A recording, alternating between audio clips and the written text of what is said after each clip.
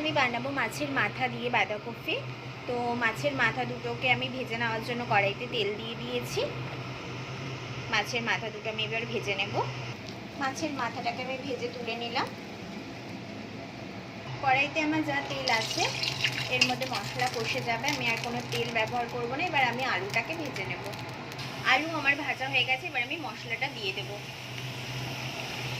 এখানে দেখো মশলার মধ্যে আমি আদা রসুন পেস্ট, কাঁচা লঙ্কা আর টমেটো, ব্যাস এইটুকুই আমি মশলা করে রেখে দিয়েছি। আর সঙ্গে দিয়েছি ধনে আর জিরের গুঁড়ো, এটাকে আমি পেস্ট করে রেখে দিয়েছি। এবার এটা আমি কড়াইতে দিয়ে দেবো। দেখো মশলাটা আমি দিয়ে দিয়েছি, আর ভালো করে কষিয়ে নেব।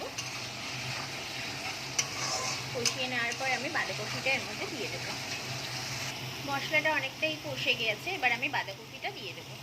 দেখো আমি বাঁধাকপিটাকে মশলার সাথে মিশিয়ে নিয়েছি।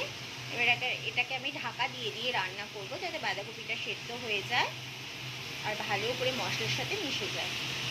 দেখো ঢাকাটা তুললাম, কতটা জল বেরিয়েছে। আবার একটু নাড়িয়ে দেবো এটাকে, আবার ঢেকে দেবো।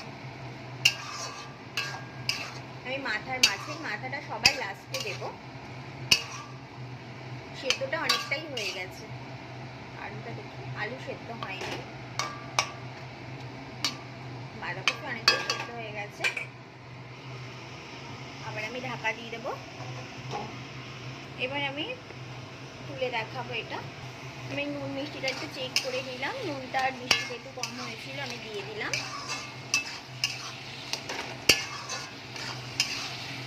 এটা একটু ভালো করে নাড়িয়ে নেব।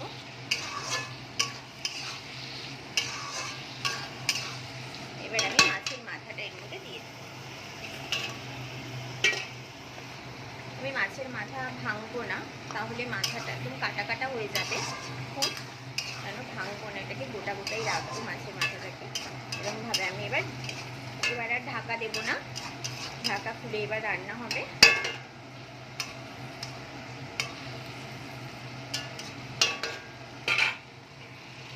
আমি এবার এর মধ্যে গরম মশলা আর ঘি অ্যাড করে দেবো। আমি এর মধ্যে গরম মশলা আর ঘি অ্যাড করে দিয়েছি। দেখো এবার একটু ভালো করে নাড়িয়ে চাড়িয়ে আমি নামিয়ে নেব। দেখো আমার বাঁধাকপিটা হয়ে গেছে, তা আমি একটা বাটিতে ঢেলে নিয়েছি। এরকম হয়েছে দেখতে। তো তোমাদের যদি ভিডিওটা ভালো লেগে থাকে মাছের মাথা দিয়ে বাঁধাকপি, তবে প্লিজ লাইক কমেন্ট শেয়ার আর সাবস্ক্রাইব করতে ভুলো না।